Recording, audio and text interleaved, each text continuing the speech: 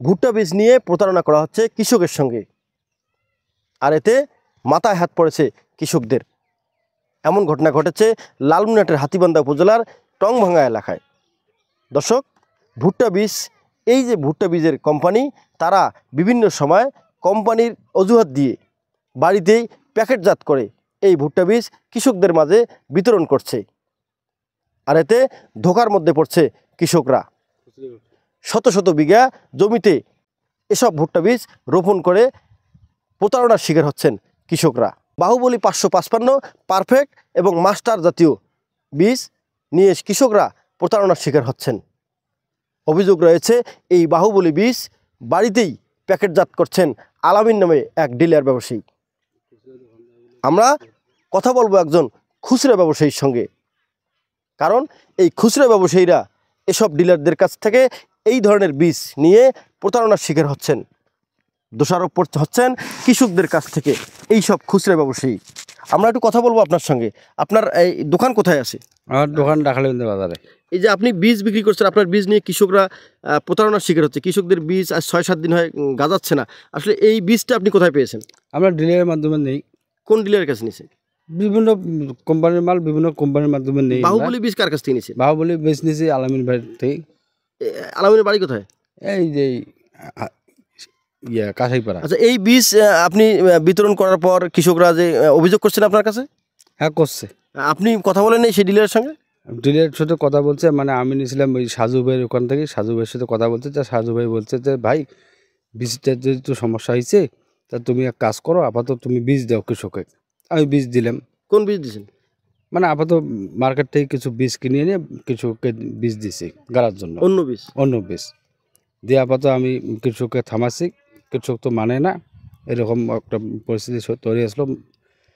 পরে কোনো মতে পরিস্থিতি বীজ দিয়ে শান্ত করলাম। আপাতত বন্ধ আছে। আর ওই সাজু ভাই বলতেছে যে আপাতত ডিলার নাই।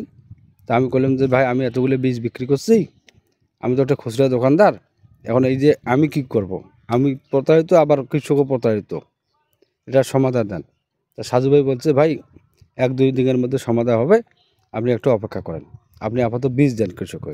হ্যাঁ, আমরা দর্শক আমরা কথা বললাম খুচরা ব্যবসায়ীর সঙ্গে। খুচরা ব্যবসায়ী বলছেন যে ডিলারের কাছ থেকে যে মালগুলো নেওয়া হয়েছে সেই বীজগুলোই মূলত এমন প্রতারণার শিকার হয়েছে সেই বীজগুলোর মাধ্যমে।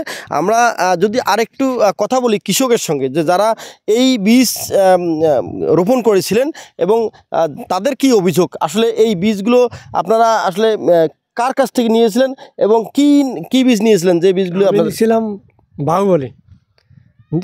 বাহুবলী ভুট্টা নিয়েছি আর ডাকালিগঞ্জা দোকান থেকে, সেলিম ভাইয়ের দোকান থেকে। কয়দিন আগে গাছছেন? এই 5 দিন পর আসলো। কি অবস্থা বীজের? এই যে মাথাটা করে যদি আসে, মাথাটা নষ্ট হয়ে গেছে। প্রত্যেকটা ভুট্টা খোঁড়ে দেখছি আমি, সব ভুট্টা নষ্ট। একটা ভুট্টা যে কোনা তাও কোনায় নেই, গাজায় নেই। শেষ পর্যন্ত আমি আবার দোকান গেছি, সেলিম ভাইয়ের দোকানে যাওয়া, তারপরে আমি ওই ভুট্টা বেশি নিয়ে আজকে গেলাম।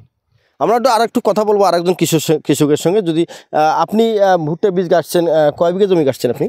আমি 1.5 বিঘা গাছি, মাস্টার ভুট্টা গাছি।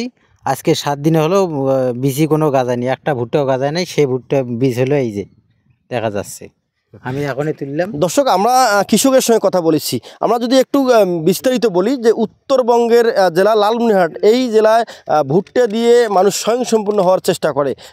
আগামী 6 মাস এই ভুট্টা দিয়েই তাদের সংসার চালানোর চেষ্টা করে। তবে প্রতিবারেই এই ঠিক ভুট্টার সিজন আসলেই যেন কোম্পানি এবং বিভিন্ন ডিলারদের একটা উৎসব শুরু হয়ে যায়। কৃষকের সঙ্গে প্রতারণা শুরু করেন এই সব ভুট্টা দিয়ে। লক্ষ লক্ষ টাকা, কোটি কোটি টাকা প্রতারণা করেই তারা কামানোর চেষ্টা করেন।